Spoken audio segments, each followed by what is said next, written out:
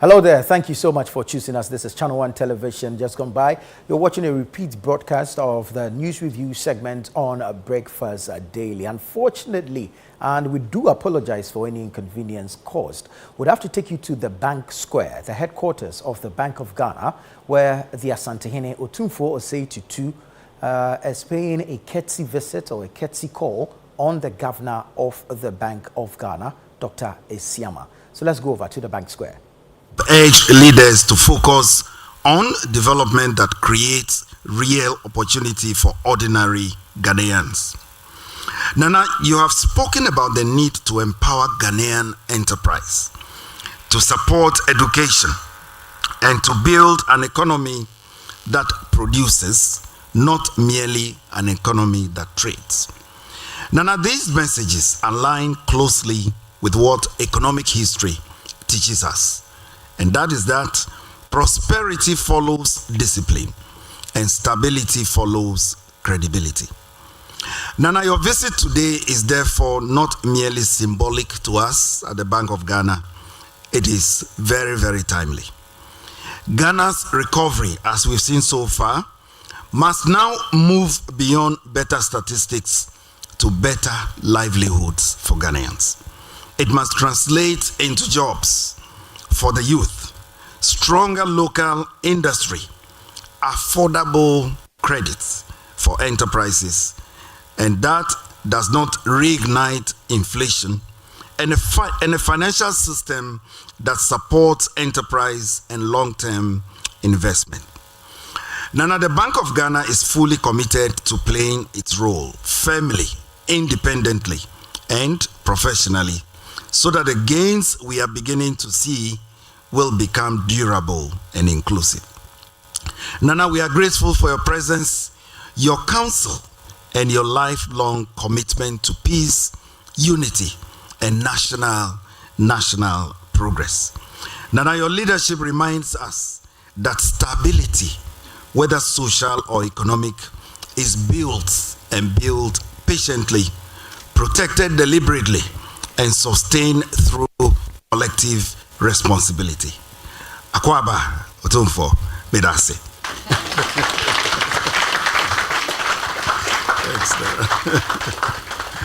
Ladies and gentlemen, an outstanding few words, welcome remarks by Dr. Johnson Pandit Isiama, Governor of the Bank of Ghana. Thank you very much, sir. Your Royal Majesty, you may have enjoyed your tour of this building. It is beautiful, it is strong, it is what we like to call Africa's prosperity. But I dare say that what actually makes my dear brothers and sisters here at the Bank of Ghana flourish and thrive every day is the Bank of Ghana choir and their voices. And so, ladies and gentlemen, this is hardly ever done. Few organizations have their own choirs. Thank you so much, Bank of Ghana, for lending us the voices of the melodious voices of Executive. Ladies and gentlemen, Your Royal Majesty, please enjoy.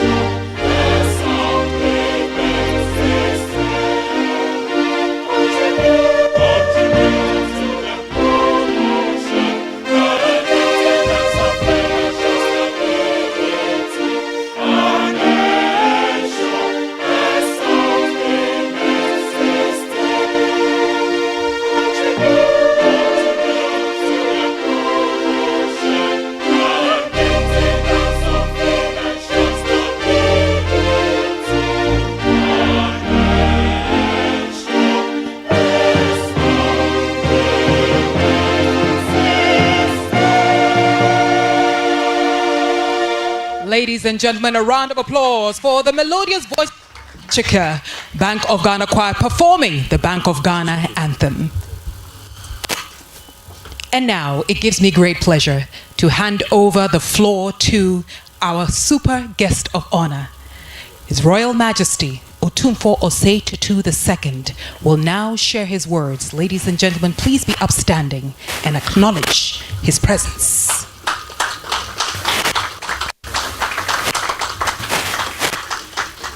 Your Royal Majesty.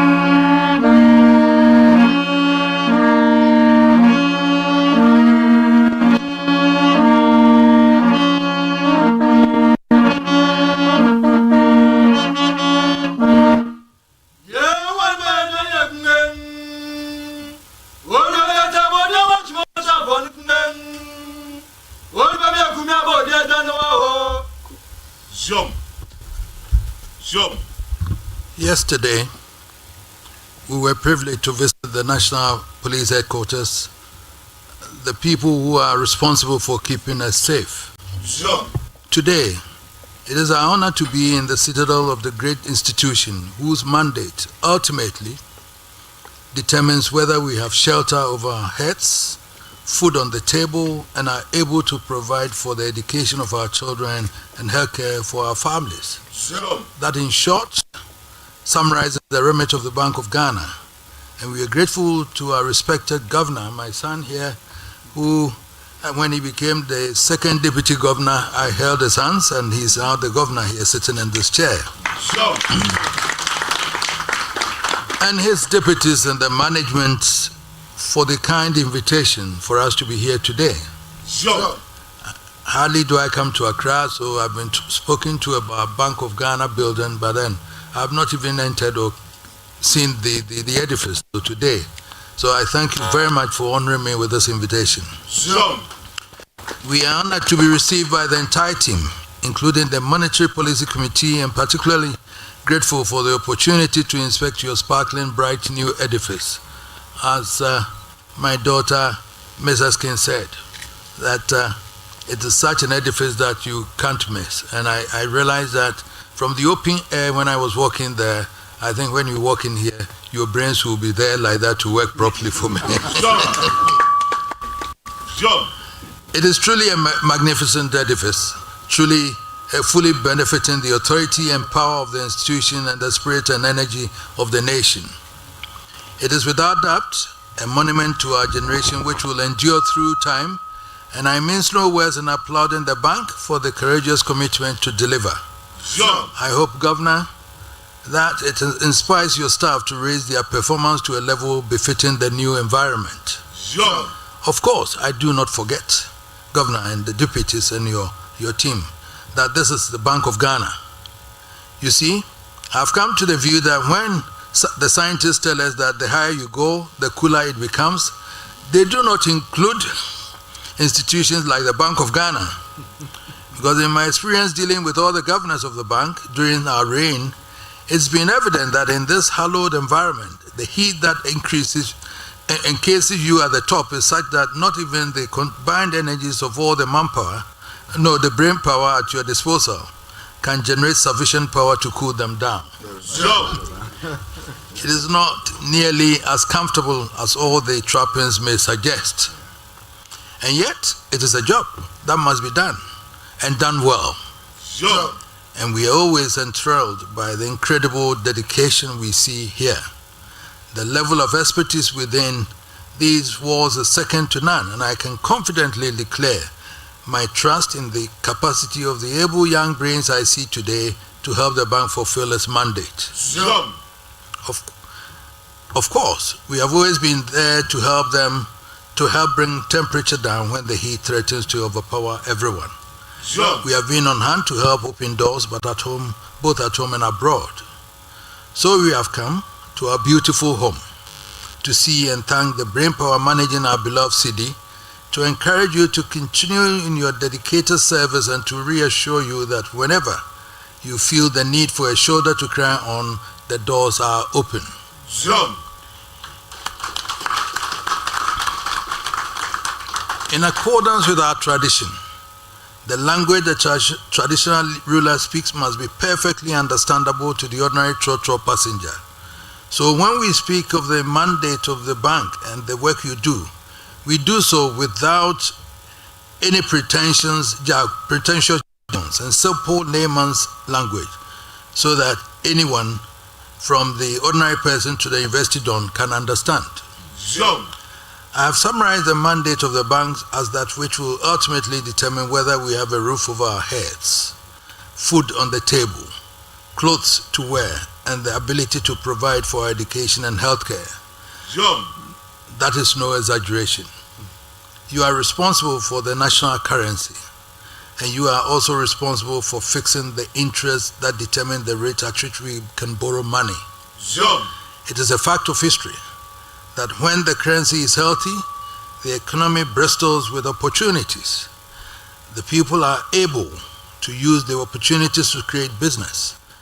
The business allows the people to create jobs and ultimately work in wealth. When the city wobbles, even the tsunami can be less destructive. Sure. Over the past year, after a difficult period, we have begun to breathe easy as the city stabilizes on the foreign exchange market. Sure. We recognize these are only the early stools of progress, and one will do well to be careful not to start feasting, as the governor said, before the true state of the harvest is known. Sure. Nonetheless, we think it is appropriate to acknowledge the discernible shift in direction and to encourage you to take any measure that will keep us on the right trajectory. So I'm here to encourage you. Sure. We have come not to preach to the experts, because you are the experts. We are just laymen living in Manchia, not knowing anything to do, but we have to fall on you. Sure. And I said to the governor and his two deputies that once I'm here with 3 people who have the money, this year I'll be rich.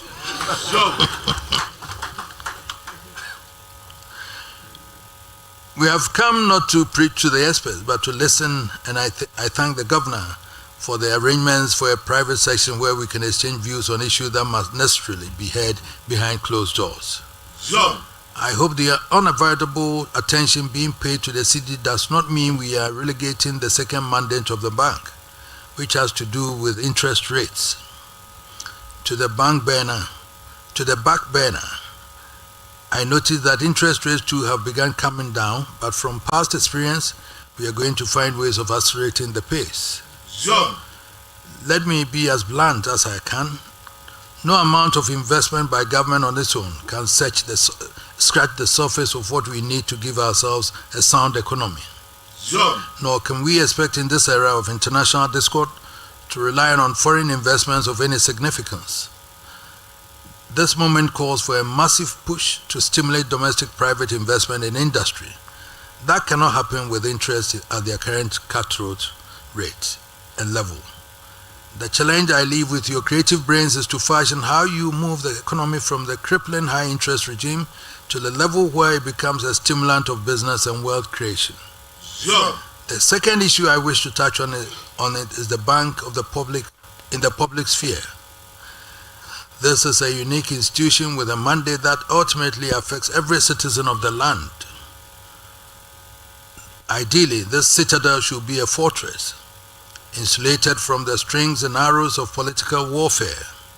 Whatever it is, we should think twice before we do anything which has the capacity to cast a stain on the integrity of the bank. I will appeal to the nation, to both sides of the political divide, to give the governor, my son, and his team a chance. Give them the respect and the space to perform their professional duties. Support them along the right path and offer counsel as necessary for the good of the bank. This is our bank we have entrusted to them. It is our lives we have placed in their hands. If they fail, we risk collapse. If they succeed, we walk in wealth and glory. Thank you, my son, Governor. And thank you, the deputies and the management board. Thank you also for the MPC and the executive. Thank you, management and staff. May we be showered with the blessings of peace, prosperity, wealth, and happiness to the glory of God and Mother Ghana. Thank you very much.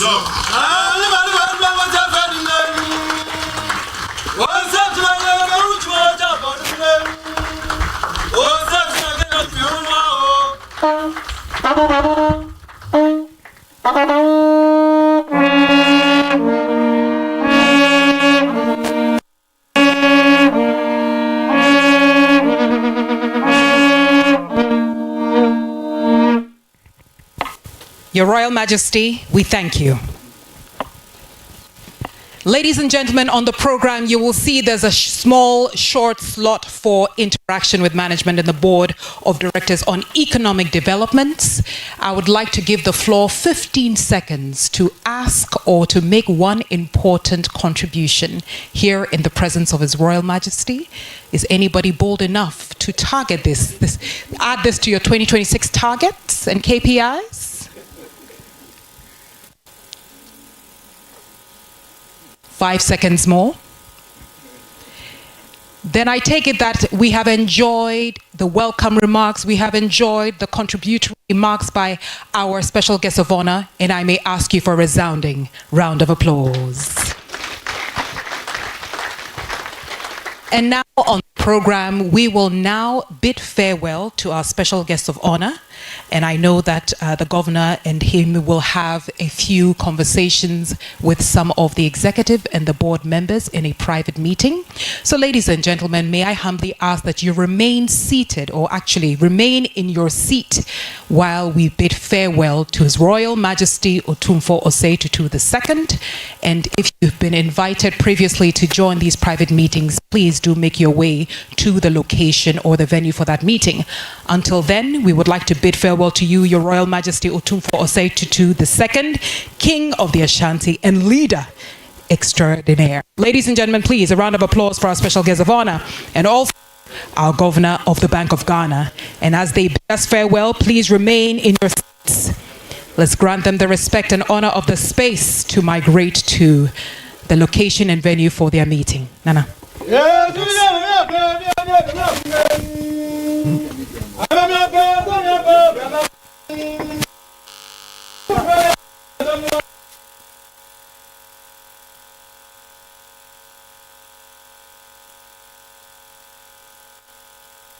Humbly ask the Ghana Armed Forces Band to provide us with an interlude as our special honor.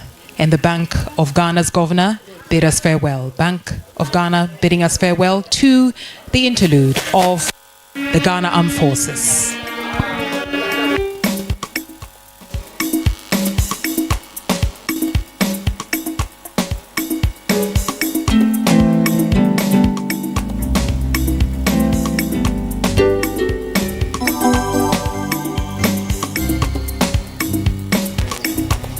Ladies and gentlemen, as we enjoy the musical interlude from the Ghana Armed Forces Band, please remain in this room for a small cocktail, some finger food, something to drink before you depart.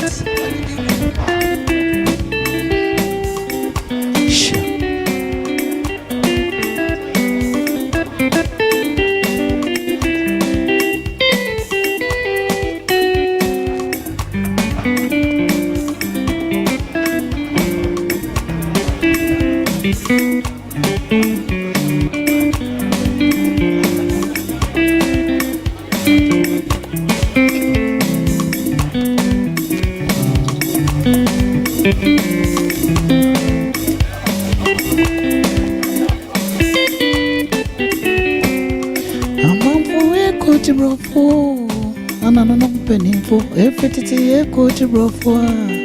And another more free.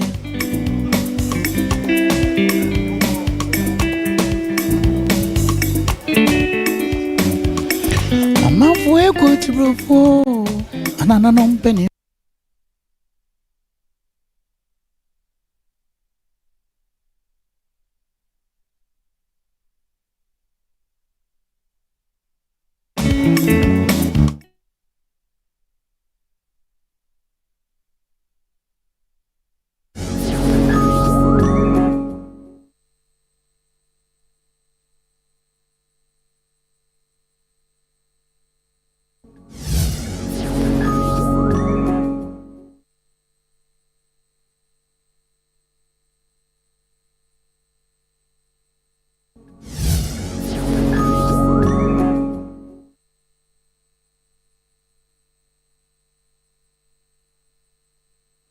Welcome back from the Bank Square, the headquarters of the Bank of Ghana, where the Asantehene Otumfuo Osei Tutu II attended upon an invitation by the Governor, Dr. Esiama. Quite a beautiful ceremony to see the Asantehene seated next to the Governor of the Bank of Ghana at the Bank Square. A number of things were said, having the Governor take us through, if you like, the journey to or of economic recovery, and of course giving us the assurance and the confidence that the economic recovery as is being witnessed should move beyond just better statistics but translate into better livelihoods for Ghanaians. And of course we heard him talk about Ghana's international reserves reaching about some 13.8 billion US dollars. Of course, if you want to do it, reflect it or translate it into import cover, then you have about some 6 months of import cover. So some of these things were put out by the Governor of the Bank of Ghana. But of course, above all, assurances were made by the Governor. There was, if you like, a royal message from the Asantehene Otumfuo Osei Tutu II. And of course, he urged the bank that despite all we're seeing regarding the forex and of course exchange rate and all, it is quite important that at this time, if we're to grow our economy, then we need to stimulate private investment in industry. And that could not or cannot be done with the current or existing interest rates. My colleague Fred Tejabano joins me in studio to look at the visits, the royal visit of the Asantehene to Accra, where he's been quite busy since yesterday, visiting the National Police Headquarters and today at the BoG. Your thoughts? For me, I think that these visits come at an appropriate time, especially the visits to the police headquarters to meet the top hierarchy of the police and have conversations about security in the country. Don't forget that the Asantehene is doing this on the back of just completing a mediation process in Boko, where it's been a long-standing conflict. He has managed to get the two sides to talk, and they found a way of resolving the issues. So visiting the police headquarters yesterday was very significant, where he brought to fore the role of traditional leaders in keeping the security of the country, the role of traditional leaders in ensuring that we continue to have the peace we are looking for.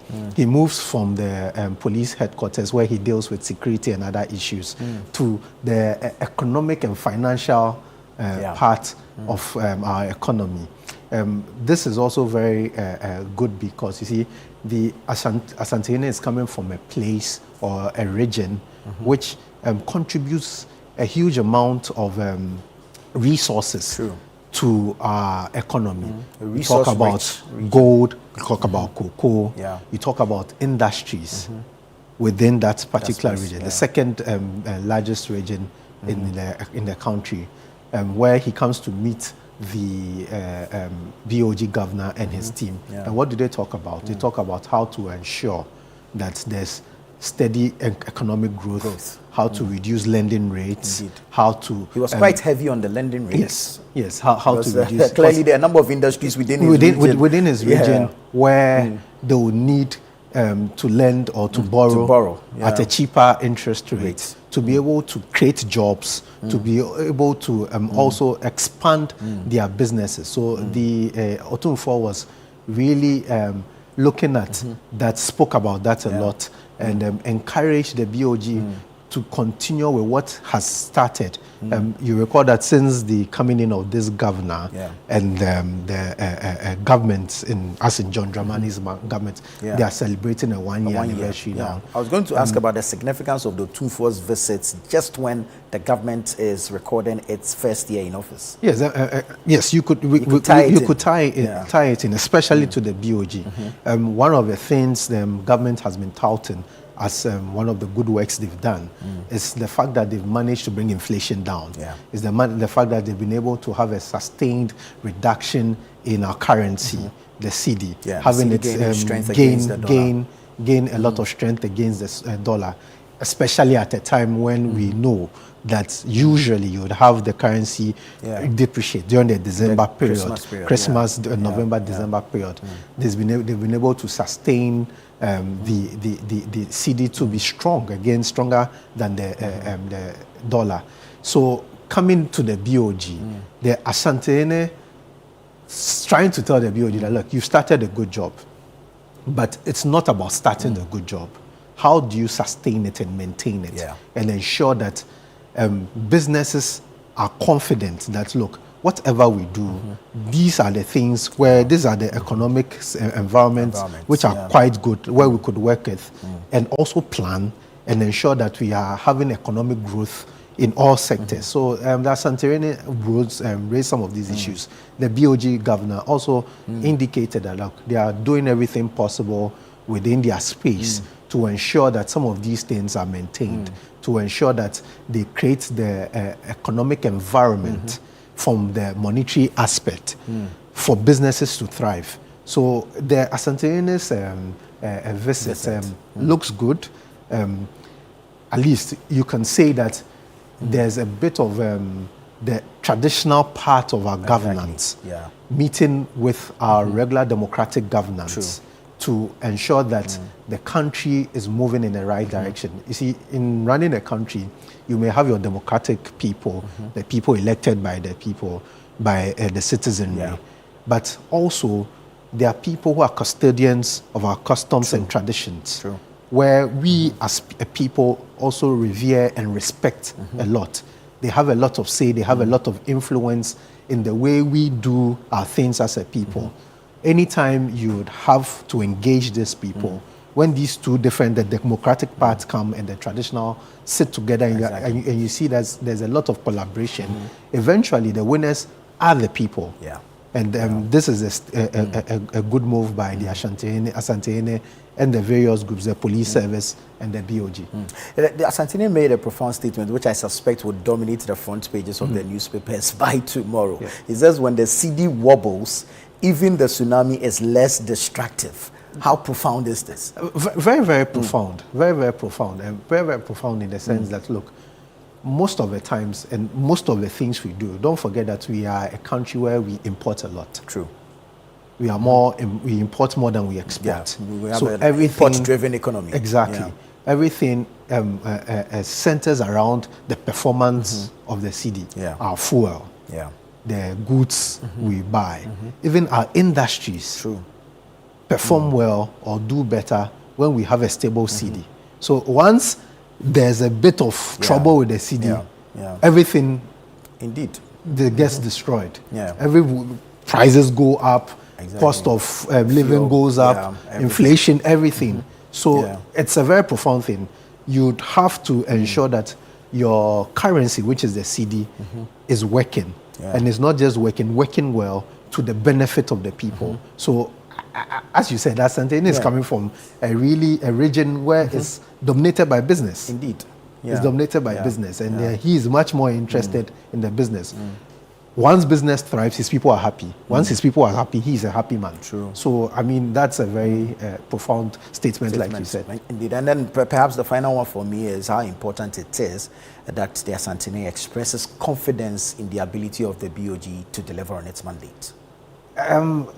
Expression of confidence is a good one for the BoG as an institution. But I don't think that just expression of confidence gives the BoG that laxity to do whatever they want to do. Having that come from the Asantehene is a really good one for your outlook, for your institution. But it doesn't just end there. You need to put in more work. You need to put in more effort. You need to be more disciplined in the way you do things. So yes, kudos to the BoG for getting these good marks from the Asantehene, but it doesn't just end there. I think the BoG needs to ensure that going into 2026, that discipline, economic discipline which we need as a country, that monetary discipline which we need as a country, that fiscal discipline which they would work with the finance ministry is kept so that we could have a better economy. They say Ato is forcing, so he's dealing with the fiscal side. Then it's for the BoG to handle the monetary side. Yes, once the fiscal side is forcing, the monetary side is also forcing. So kudos to the BoG for now. For now that we enter into 2026, we see how their policies is going to drive economic growth and what is going to happen from there. Very well, Fred. Thank you so much. Fred Jabano is my colleague here at Channel 1 Television, and we've just been having a conversation around the visit by the Asantehene Otumfuo Osei Tutu II. First to the National Police Headquarters yesterday, where he called on the Inspector General of Police, Christian Tete Yohunu, and then today to the Bank Square, the headquarters of the Bank of Ghana, where he paid a royal visit to the governor, Dr. Johnson Esiama. I am Nana Tufo Boateng. Many thanks for your time. Keep watching Channel 1 Television.